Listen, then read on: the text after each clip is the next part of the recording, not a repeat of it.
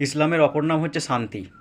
তাই আজকে নিজেকে বলতে লজ্জা লাগছে যে আমি একজন মুসলিম ছেলে, আমার ধর্ম হচ্ছে ইসলাম।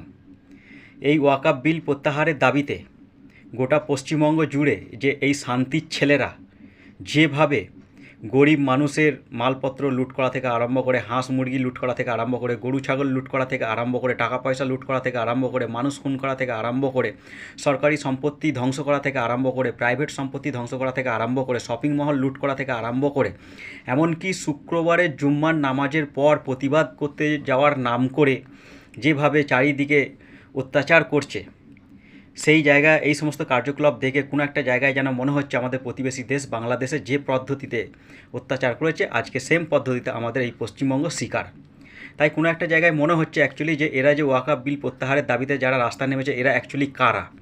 এরা আমাদের দেশীয় নাগরিক না এরা বাংলাদেশি? এরা একটা তদন্ত দরকার আছে।